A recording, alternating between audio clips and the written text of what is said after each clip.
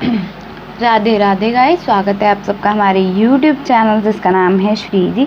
आज जिस हम टॉपिक पर बात करने वाले हैं वो रोग निदान चैप्टर 4 है। चैप्टर 4 का पार्ट 1 यानी कि जिसमें हमने केवल बात की है ओज की।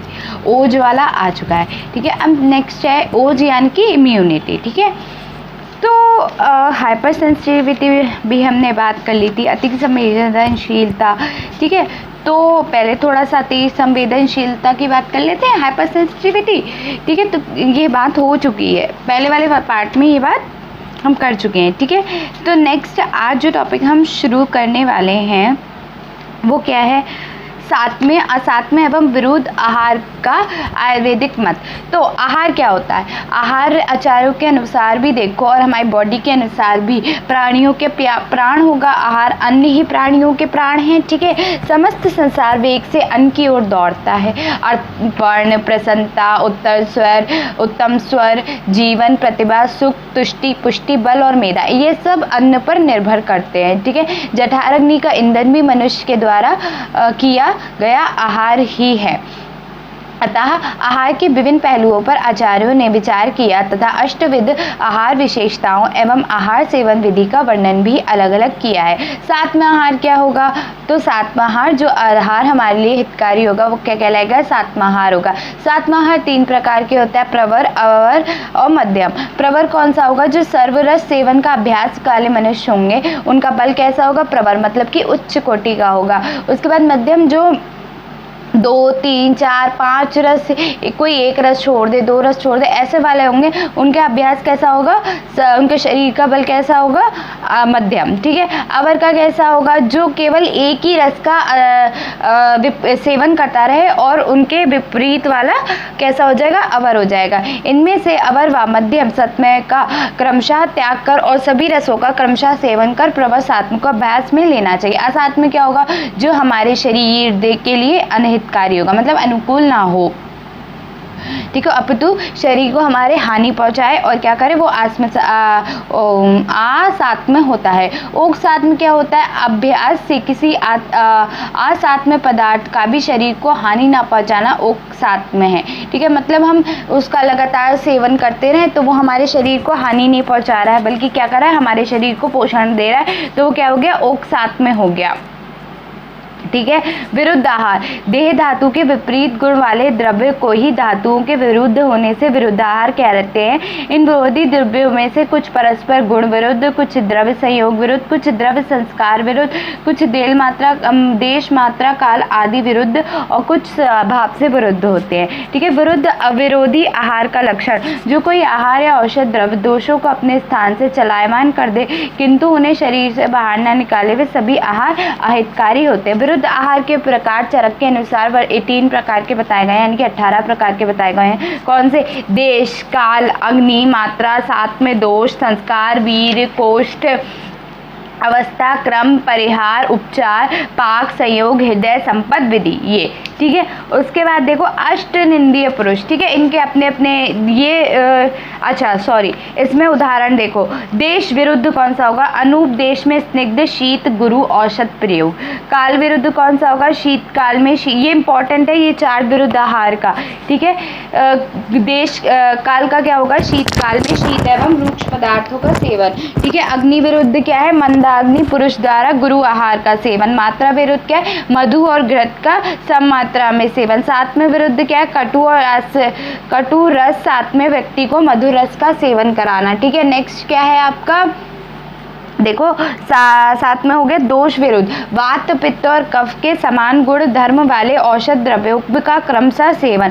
संस्कार विरुद्ध, हारिल पक्षी का मांस और सरपश तेल में पकाकर सेवन। वीर विरुद्ध क्या है, उष्ण वीर मछली का शीत वीर दूध के साथ सेवन। कोष्ठ विरुद्ध क्या हो गया, क्रूर कोष्ठ द्वारा अल्प लघु व रूक्ष आहार का सेवन। उसके बाद क्या है, अवस्था विरुद्ध, प्रेमी निद्र व आलसी व्यक्तियों को कफ प्रकोपक आहार का सेवन। क्रम विरुद्ध क्या है, मलमूत्र त्याग, भूख न लगने पर, अत्यधिक भूख लगने पर भोजन का सेवन, ठीक है। परिहार विरुद्ध क्या है, वाराह आदि का मांस सेवन करने के पश्चात उष्ण वस्तुओं का सेवन करना। उपचार विरुद्ध घृतपान के उपरांत शीतल आहार, औषधि या जल का सेवन। पाक विरुद्ध क्या, अर्धपाक या अति पक्व आहार का सेवन। सहयोग विरुद्ध अम्ल द्रव्यों का दूध के साथ सेवन। हृदय विरुद्ध मन को अप्रिय व प्रतिकूल आहार का सेवन। संपन्न जिस द्रव्य में अभी समुचित रूप से रस न उत्पन्न हुआ हो, यानी कि अपक्व हो या रस उत्पन्न हुए अधिक समय बीत गया हो, वो अति क्रांत रस या जिस रस विकृत हो गया हो, ऐसे द्रव्य का सेवन। विधि विरुद्ध क्या हो गया, आहार विधि विधान के नियमों का त्याग कर भोजन करना। देखो मैं समझा देती हूँ आपको थोड़ा सा। देश विरुद्ध, अनुदेश में हमें कैसे विरुद्ध, अनुदेश के विरुद्ध हमने सेवन किया है स्निग्ध शीत और गुरु औषध प्रयोग का, ठीक है। काल विरुद्ध यानी कि हमने शीतकाल में ही शीत पदार्थ खा लिए। अग्नि विरुद्ध मतलब मनुष्य की मंदा अग्नि है तो हमने कैसे कर लिया, मंदा अग्नि वाले आहार खा लिए। मात्रा विरुद्ध यानी कि हमने मधु और घृत की सम मात्रा खा ली। सात्म्य विरुद्ध यानी कि कटु रस के साथ हमने क्या खा लिया, मधुर रस का सेवन कर लिया। दोष विरुद्ध क्या हुआ, वात पित्त और कफ के समान गुण धर्म वाले आहार औषध का सेवन कर लिया। संस्कार विरुद्ध क्या हो गया, मतलब हारिल पक्षी के मांस के साथ हमने उसको तेल में पकाकर खा लिया, ठीक है। वीर विरुद्ध क्या हो गया, उष्ण वीर होता है मछली का और दूध का होता है शीत वीर, तो ये ऐसे इन दोनों का साथ में सेवन कर लिया, ठीक है। कोष्ठ विरुद्ध यानी कि हमने क्रूर कोष्ठ वालों को अल्प और लघु कोष्ठ वालों को लघु व रूक्षाहार का सेवन करा दिया, ठीक है। अवस्था में क्या हुआ, प्रमेही आलसी व्यक्ति को हमने कफ प्रकोपक आहार करा दिया, मतलब उनका कफ पहले से ही बढ़ा था, अब हमने और करा दिया तो और बढ़ जाएगा। फिर क्या होगा, क्रम विरुद्ध मतलब कि हमने कोई बिना मलमूत्र त्याग लगे, बिना भूख ना लगने पर या फिर अत्यधिक भूख लगने पर भोजन बहुत सारा कर लिया। परिहार विरुद्ध मतलब अपनी कैपेसिटी से ज़्यादा कर लिया। परिहार विरुद्ध क्या है, वाराह आदि माद्य सेवन के पश्चात उष्ण वस्तुओं का सेवन, ठीक है। मतलब परिहार विरुद्ध हमने उष्ण तो खाया ही, अब उस पर और भी उष्ण खा लिया। उपचार यानी कि घृत पान के उपरांत उष्ण होता है घृतपान और शीतल आहार औषध का सेवन कर लिया, ठीक है। पाक क्या होता है, पाक विरुद्ध क्या होता है, पाक अर्ध पाक या अति पाक आहार, मतलब बहुत ज़्यादा पाक हो गया या कम पका हुआ, ऐसे आहार का हमने बहुत अधिक सेवन कर लिया। संयोग विरुद्ध मतलब अमृत द्रव्यों का दूध के साथ सेवन कर लिया, मतलब खट्टे आहारों का दूध के साथ सेवन कर लिया, तो क्या हो गया, हमें उल्टी हो जाएगी, ठीक है। हृदय विरुद्ध क्या होगा, मन को अप्रिय व प्रतिकूल आहार का सेवन, मतलब हमने ऐसे आहार का सेवन कर लिया जो हमें अच्छा ही नहीं लगता था फिर भी हमने खाया, ठीक है। संपद विरुद्ध यानी कि जिस व्यक्ति में सभी समुचित रूप से रस न उत्पन्न हुआ हो, यानी कि अपक्व हो, बहुत अधिक समय बीत गया हो या जिसका रस विकृत हो गया हो, ऐसे द्रव्यों का सेवन। मतलब कोई व्यक्ति है नॉर्मली मधुर रस का ही ज़्यादातर सेवन करता है और उसने कई महीनों से अम्ल रस का सेवन नहीं किया, तो क्या करें, हम उसे अम्ल रस देंगे, तो वो ही है संपद विरुद्ध। विधि विरुद्ध क्या है कि आहार विधि विधान के नियमों का त्याग कर भोजन करना, मतलब अगर हमें दिन में करना चाहिए तो रात में कर रहे हैं, रात में करना चाहिए तो दिन में कर रहे हैं, तो ये क्या हो गया। तो जो विधि विरुद्ध आहार हमारा हो गया, विधि विरुद्ध आहार में क्या था कि आहार विधि विधान के नियमों का त्याग कर भोजन करना, मतलब कि कोई टाइम नहीं है। जैसे होता है कि हम दोपहर का खाना 4 बजे खा रहे हैं, भैया दोपहर का खाना को गई तो शाम हो गई, ठीक है। फिर हमने आधे घंटे बाद भाई स्नैक्स वाला टाइम हो जाता है तो हमने चाय पी ली, स्नैक्स खा लिए, फिर 10 मिनट बाद हमने कुछ खाया, तो इसमें कोई टाइम नहीं है ना, आहार जीर्ण ही नहीं हो पा रहा, तो ये क्या हो गया, विधि विधान वाला। नेक्स्ट है अष्ट निंदित पुरुष। अब आ रही है अष्ट निंदित पुरुष, ठीक है। आचार्य चरक ने 8 प्रकार के पुरुष बताए हैं जिनका वर्णन सूत्र स्थान के 21वें अध्याय अष्ट निंदित पुरुष में किया गया है, ठीक है। आचार्य मतलब चरक संहिता के अष्ट निंदित अध्याय में इसका वर्णन किया है, ठीक है। तो इसमें क्या बताया है, ऐसे 8 पुरुष जो निंदित माने गए हैं, तो ऐसे कौन से हैं, अति दीर्घ, अति हिस्रव मतलब बहुत ज़्यादा मोटे और बहुत ज़्यादा पतले, अति लोम यानी कि जिनके बहुत सारे रोम हैं, मतलब कि गूज़बम्प्स है, ठीक है, जो हेयर्स होते हैं वो है, ठीक है। उसके बाद अलोम, अलोम का मतलब उनके है ही नहीं, ठीक है। अति कृश मतलब बहुत ज़्यादा काले हैं, और अति गोरे जो कैसे हो गए, बहुत ज़्यादा गोरे हैं। फिर क्या, अति स्थूल बहुत ज़्यादा मोटे हैं, ठीक है। और क्या है, अति कृश यानी कि जो बहुत ज़्यादा पतले हैं। देखो अति दीर्घ यानी कि बहुत ज़्यादा छोटे हैं, अति हिसब नहीं सॉरी अति दीर्घ यानी कि बहुत ज़्यादा लंबे हैं, और अति हिसब जो बहुत ज़्यादा छोटे हैं, अतिलोम जिनके लोम बहुत हैं, अलोम जिनके लोम नहीं है, अति कृष्ण जो बहुत ज़्यादा काले हैं, अति गौर जो कि बहुत ज़्यादा गोरे हैं, अति दीर्घ जो बहुत ज़्यादा मोटे, वो अति स्थूल जो बहुत ज़्यादा मोटे हैं, और अति कृष्ण जो बहुत ज़्यादा पतले हैं। इन 8 निंदित पुरुषों वाले पुरुषों को मेद प्रतोजक विकारों में सम्मिलित किया गया है। इन 8 प्रकार के निंदित पुरुषों में से अति स्थूल एवं अति कृष्ण ये 2 प्रकार के पुरुष चिकित्सा की दृष्टि से विशेष निंदित होने के कारण आचार्यों ने इनका वर्णन विस्तार से किया है। क्या ये जो जितने भी आपके पुरुष हैं ये कैसे हैं, इनका बहुत ज़्यादा आपके ऊपर प्रभाव पड़ता है, इसलिए जो ये कैसे हैं चिकित्सा की दृष्टि से भी क्या है बहुत निंदनीय है, ठीक है, विशेष रूप से निंदनीय है। तो आचार्यों ने इनका वर्णन विस्तार से किया है। नेक्स्ट है अति स्थूल। देखो अति स्थूल पुरुष का कारण क्या होता है, आचार्य चरक ने इसका वर्णन किया है, ठीक है।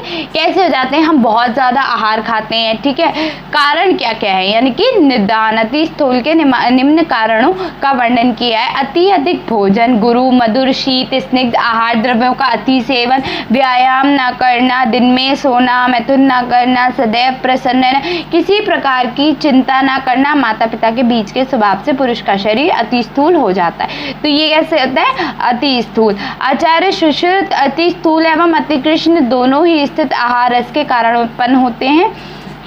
आचार्य सुश्रुत ने कहा है कि दोनों ही स्थिति जो अति स्थूल और अति कृष्ण है वो कैसे हुई है, आपकी आहार के सेवन से हुई है, ठीक है। उसके बाद अध्ययन करने से भी मनुष्य का शरीर अति स्थूल हो जाता है, मतलब अध्ययन करने से भी जो पुरुष है उसका शरीर कैसा हो जाता है, अति स्थूल हो जाता है। अति स्थूल पुरुष के दोष कौन कौन से, 8 दोष होते हैं अति स्थूल पुरुष के। तो देख लो, आयु का क्षीण होना, ठीक है, उत्साह की हानि, ठीक है, मैथुन कर्म में कठिनाई, बल हानि का अनुभव, शरीर में दुर्गंध आना, अत्यधिक मात्रा में श्वेत की प्रवृत्ति, अत्यधिक भूख लगना, अत्यधिक प्यास लगना। 8 दोष हो गए, कौन कौन से, आयु का क्षीण होना, उत्साह की हानि है, मैथुन कर्म में कठिनाई है, बल हानि का अनुभव है, शरीर में दुर्गंध आना है, अत्यधिक मात्रा में श्वेत प्रवृत्ति है, अत्यधिक भूख लगना, अत्यधिक प्यास लगना। अति स्थूल के परिणाम क्या होंगे, आचार्य चरक ने अति स्थूल के कारण प्रभावित मनुष्य में निम्न लक्षणों की उत्पत्ति वर्णन किया। अत्यधिक स्थूल पुरुष के शरीर में मेद धातु की अधिक वृद्धि होती है तथा अन्य धातुओं उस अनुपात में नहीं बढ़ती। अन्य धातुओं के कम मात्रा में बनने से वह व्यक्ति की आयु क्षीण हो जाती है। मेदस्व पुरुष के शरीर में स्थिरता, सुकुमारता तथा गुरुता होने से वह व्यक्ति किसी भी कार्य को करने में उत्साहित नहीं होता। मेद के अधिक बनने से शुक्र धातु की अल्पता एवं मेद द्वारा शुक्र का मार्ग अवरुद्ध होने से अति स्थूल पुरुष मैथुन में कठिनाई अनुभव करता है। धातुओं के समान रूप से ना बनने के कारण व्यक्ति दुर्बलता का अनुभव करता है। मेद के दुष्ट होने के कारण एवं अपने स्वभाव के तथा श्वेत की अत्यधिक उत्पत्ति होने के कारण दुर्गंध आती है।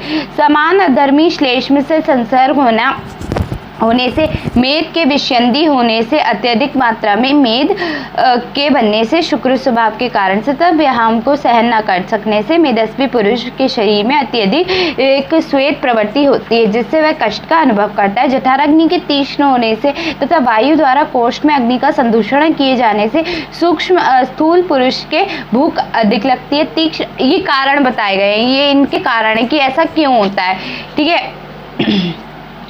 तीक्ष्ण अग्नि और कोष्ठाग्नि वायु के कारण ही अति स्थूल को पिपास अधिक लगती है। अति स्थूल के लक्षण क्या है, चल स्थित गुद स्तन, यानी कि मेद और मांस की अत्यधिक मात्रा होने से उस पुरुष के जो बैक रीजन होगा, जो हिप्स का रीजन होगा, इस पे यानी कि हिप रीजन और उधर कैसा होगा, बाहर की तरफ ज़्यादा होगा, ठीक है, तो उभार ज़्यादा होगा, ओके। तो आयथोपश, ये उस व्यक्ति का शारीरिक संगठन अव्यवस्थित तथा बहुत मोटे अंगों वाला होगा। उत्साह मतलब कि उसमें कोई उत्साह ही नहीं होता। शुद्र श्वास, यानी कि श्वास लेने में उसे कठिनाई होती है। पिपास, अत्यधिक पिपास लगती है। शुद्ध, अत्यधिक भूख लगती है। स्वप्न, अधिक निद्रा आती है। स्वेद, अत्यधिक स्वेद की प्रवृत्ति होती है, गात्र दौड़, शरीर में दुर्गंध आना, कथन श्वास का सहसा रुक जाना, गात्र साधंगों का टूटना, गदगद वाक्य, अस्पष्ट बोलना, सर्व क्रिया से समर्थ, सभी काम करने में समर्थता का अनुभव, अल्प व्याय मैथु शक्ति में हिलास, अल्प प्रमाण जीवन शक्ति के अल्प होने से तथा सभी धातुओं के सम्यक प्रकार से न बनने से मेदस्वी पुरुष का व्याधि शमन भी अलग अलग होता है। ठीक है, तो अब देखो, अत्यधिक स्थूल को ओबेस या मॉर्बिलिटी ओबेस व्यक्ति कहा जाता है। ठीक है, उसके बाद आ रहा है आपका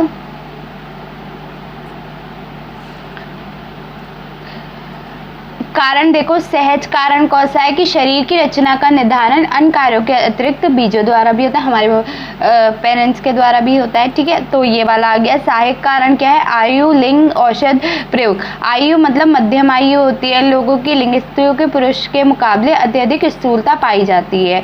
ठीक है, उसके बाद औषध प्रयोग, कुछ औषधियों को अधिक मात्रा में तथा लंबे समय तक प्रयोग करने से उनके प्रभाव से शरीर में स्थूलता आ जाती है। ठीक है, उसके बाद अन्य स्रावों की अनियमितता से अंतःस्रावी ग्रंथियों के यानी कि एंडोक्राइन ग्लैंड्स के जो हार्मोन में अनियमितता आने से भी स्थूलता आ जाती है। ठीक है, आहार विहार, हम अत्यधिक मक्खन का सेवन कर रहे हैं, मतलब गुरु आहार का ज़्यादा सेवन कर रहे हैं। ठीक है, मक्खन हो गई, आइसक्रीम, बर्गर, पिज़्ज़ा, जो फास्ट फूड होते हैं खाते हैं तभी तो ज़्यादा मोटे होते हैं। स्नैकिंग अर्थात अध्यशन करने से। ठीक है, अल्कोहल यानी कि ज़्यादा शराब पीने से। ठीक है, और ज़्यादा बैठे रहने से इन सब से भी क्या आती है? स्थूलता आती है। फिर अति स्थूल जन विकार कौन कौन से हैं? मधुमेह रोग हो गया, हाइपरटेंशन हो गई, स्ट्रोक्स हो गए, और cardiac ACAD coronary artery disease हो गए, कैंसर भी हो सकता है, आर्थराइटिस होता है। ठीक है, ब्रेथलेसनेस, इनफर्टिलिटी होता है, डिप्रेशन, एब्डोमिनल हार्नियाज एक्सेट्रा। ठीक है, अब आप देखो नेक्स्ट है अतिकायशर। अतिकायशर कौन सा हुआ? जो बहुत पतले हैं, तो उनमें क्या होगा? रूक्षण विहार का अत्यधिक सेवन, अत्यधिक लंघन करने से, प्रमिताशन, एक रस का सेवन या अल्प आहार सेवन करने से, क्रियात्मक रोग, अत्यधिक श्रम का कार्य करने, मानसिक या वाचिक क्रिया को अधिक करना, शोक, प्रवृत्त हुए मल मूत्र निद्रा के वेगों को धारण करना, रूक्ष द्रव्यों का उपटन करना, अधिक स्नान करना, प्रकृतिवातिक प्रकृति वालों को होता है, वृद्धावस्था में होता है, दीर्घकाल तथा किसी भी रोग से पीड़ित होना, अत्यधिक क्रोध करने से मनुष्य का शरीर अत्यधिक क्रश हो जाता है। ठीक है, अत्यधिक अध्यशन, भय, ध्यान, इन सब से भी क्रशता आती है, ये सुश्रुत ने बताया। ठीक है, उसके बाद अत्यधिक क्रश के परिणाम क्या होते हैं कि अत्यधिक अति क्रश व्यक्ति में अति कायशर के निम्न परिणाम देखने को मिलते हैं। अतिग्रस्त व्यक्ति व्यायाम, भरपेट भोजन, शुद्धा तथा पिपास के वेग तथा औषध के वीर्य को सहन नहीं कर पाता, अत्यधिक शीत व उष्णता को भी सहन नहीं कर पाता। क्रश व्यक्ति अति महत्वपूर्ण को भी सहन नहीं कर पाता, वह प्रायः वात रोगों से पीड़ित रहता है तथा सभी कार्यों को करने में अल्प शक्ति वाला होता है। अति क्रश व्यक्ति प्रायः प्लीहा, काश, श्वास, शोष, क्षय, उदरोग, गुल्म, अर्श, अग्निवांत, ग्रहणी, रक्तपित्त आदि रोगों में पीड़ित होकर अंततः मृत्यु को प्राप्त करता है। ठीक है, अतिकृश के लक्षण क्या? कृश व्यक्तियों के नितंब, उदर व ग्रीवा सूख जाते हैं, उनके मांस दिखाई देने लगते हैं, हड्डियां दिखाई देने लगती है, शरीर पर धमनियों का जाल प्रत्यक्ष रूप से दिखाई देता है, शरीर में त्वचा और हड्डियां मात्र दिखाई देती है, संधियां स्थूल रहती हैं। कृश व्यक्तियों के निम्न कारणों में पाए जाए PEN, protein energy nutrition, anorexia nervosa, लैप्सिन फीवर यानी कि typhoid, tuberculosis, malignancy, infective endocarditis, inflammatory bowel disease, HIV, ये सब डिजीज होते हैं। एंडोक्राइन डिजीज हो जाता है जैसे डायबिटीज में, मेलाइटिस, थायरोटॉक्सिकेसिस, एडिसन डिजीज एक्सेट्रा।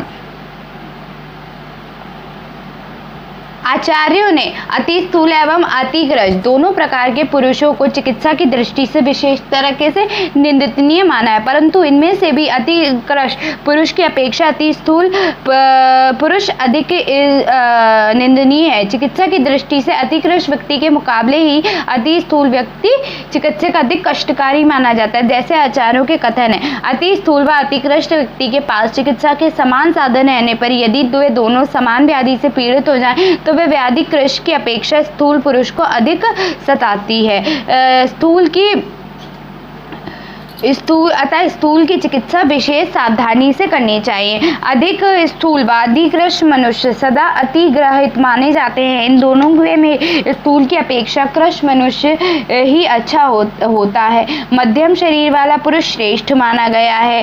ठीक है, अब आ गए अष्ट महागध। 8 महागध कौन से हैं? ठीक है, मतलब अष्ट महागध का यहाँ क्या है? रोग, मतलब अष्ट महारोग कौन कौन से हैं? तो अष्टलिंगीय पुरुष में हमने किसका वर्णन किया था? अति स्थूल और अति कृश का करा। अब हम किसकी बात करें? अष्टगत की। अष्ट महागत कौन से? महागत की व्याख्या आचार्य दलहर ने करी है। महागत इति मारणाम कत्व मारणात्मक त्वाद साध्यवाच्य महत्व में स्मृति, यानी कि अर्थात किसी भी गद या रोग को महत्व 2 अर्थों में व्यक्त किया जाता है। महागद यहाँ क्या है? रोग के लिए कहा गया है। ठीक है, रोग के प्राणनाशक स्वभाव के कारण तथा असाध्यता अर्थात इस रोग के कृच्छिसाध्य होने पर कल्पोंतर प्राख्य रूप से धारण कर लेने के कारण को। ठीक है, चरक संहिता में 8 कौन से बताए गए? पहले देखो, वात व्याधि, अपस्मार, कुष्ठ, शोफ, उदर रोग, गुल्म, मधुमेह, राजेष्मा। सुश्रुत ने बताया वात व्याधि, प्रमेह, कुष्ठ, अर्श, भगंदर, अश्मरी, मूढ़गर्भ, उदर रोग। अष्टांग हृदय में क्या बताया? वात व्याधि, अश्मरी। अश्मरी केवल 2 में बताया, सुश्रुत संहिता और अष्टांग हृदय। कुष्ठ तीनों में बताया आपका। प्रमेह तीनों में बताया है। ठीक है, उदर रोग भी आपका तीनों में बताया है। भगंदर 2 में बताया है। ठीक है, उसके बाद अर्श और ग्रहणी।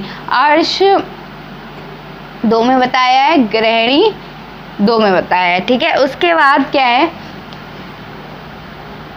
आचार्य सुश्रुत के अनुसार यह 8 प्रकार के महागत स्वभाव से ही दुष्चिकित्सीय है, परंतु जब ये उपद्रव से युक्त हो जाते हैं तब वे सिद्धि चाहने वाले को इनकी चिकित्सा विशेष रूप से नहीं करानी चाहिए।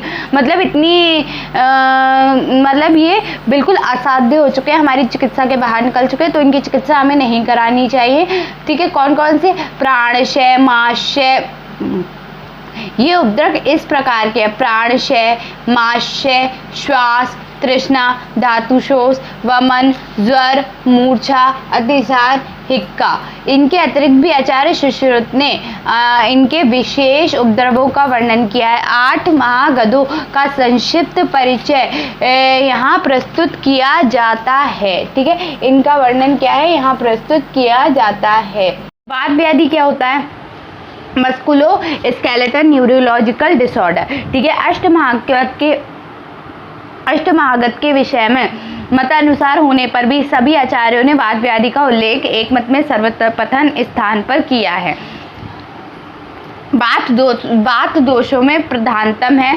अपने चल, सूक्ष्म व आशु गुणों के कारण यह सर्व शरीर में व्याप्त रहता है तथा शरीर के सभी क्रियाओं का संपादित करता है। विकृत आयुवायु से उत्पन्न व्याधि ही वस्तुतः वात व्याधि है। विकृत कह देने से प्राकृत वात में अतिव्याप्तता नहीं होती तथा असाधारण शब्द से ज्वर आदि रोगों में अतिव्याप्तता नहीं होती, क्योंकि ज्वर की उत्पत्ति में केवल वात कारण न होकर पित्त व कफ भी समान रूप से कारण होते हैं। वायु के अति बलवान होने पर, आशुकारी होने पर गंभीर विकारों को उत्पन्न करने के कारण वात जनित रोग दुख साध्य होने के तथा शीघ्र विनाशकारी होने से विशेष चिकित्सा करनी चाहिए। यही एक कारण हो सकता है कि आचार्यों ने वात व्याधि का विस्तार से स्वतंत्र अध्यायों में वर्णन किया है, जबकि पित्त व कफ जनित विकारों का ऐसा उल्लेख शास्त्र में नहीं मिलता। प्रमेय क्या है? प्रमेय कौन सा ऑर्डर हो गया? प्रमेय का तो पूरा वीडियो है, तो प्रमेय में वही लिख के आना। ठीक है, कुष्ठ भी पता है, लेप्रेसी, कुष्ठ। ठीक है, ये भी आपकी व्याधि है, वही लिख के आना। अश्मरी, उदर रोग, ये सब व्याधियाँ हैं, इनके बारे में आपको डिटेल आ चुकी है, ये आएगी, तो ये सब वही लिखी जाएंगी। ठीक है, उसके बाद आप देखो असंतर्पण विकार। ठीक है, इनमें आप वो वाली वीडियोस देख लीजिएगा। ओके,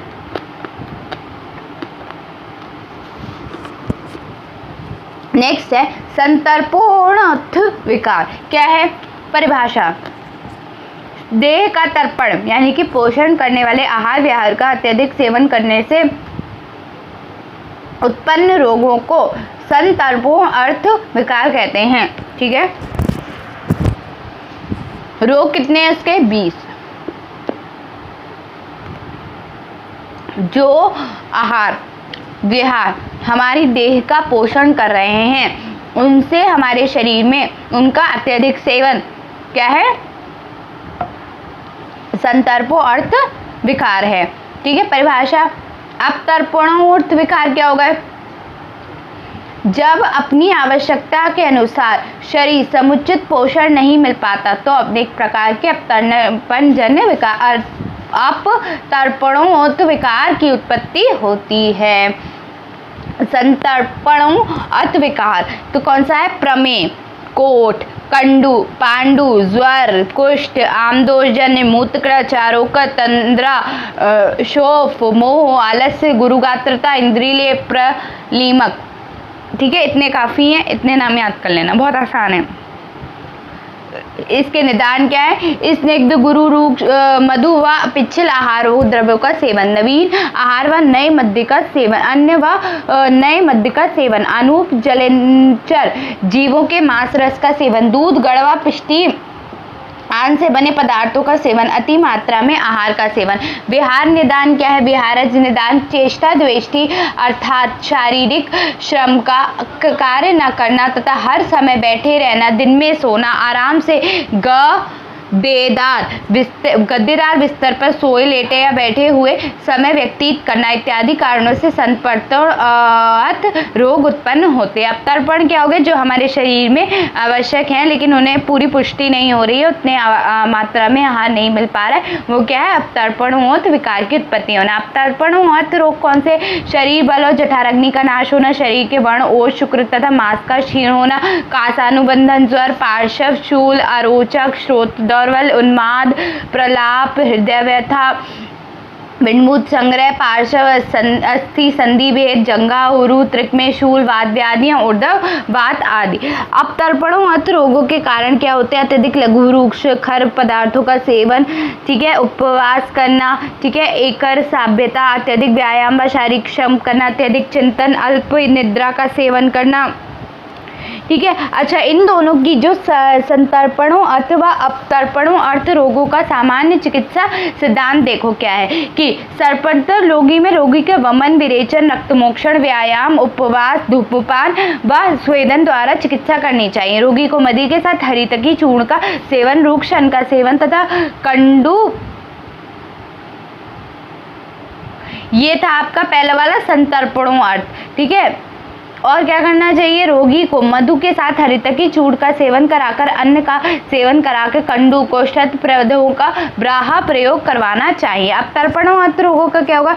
सद्य क्षीण रोगी की चिकित्सा तदात्म समर्थ अर्थात शीघ्र ही शरीर में की धातुओं के समृद्ध बनाने वाले प्रयोगों से करनी चाहिए। चीर शीर्ण रोगी की चिकित्सा अभ्यास संतर्पण अर्थात लगातार शारीरिक धातुओं का तर्पण करने वाले मांस, रस, क्षीर, घृत और बस्ती आदि के प्रयोग द्वारा करनी चाहिए। ठीक है, अब बात करेंगे आपका नेक्स्ट टॉपिक की हम अगले वीडियो में, जो कि है अबोर्ड, यानी कि आपके ट्यूमर। ठीक है, पहले तो हम इसका वो देखेंगे हिंदी का कोरिलेशन।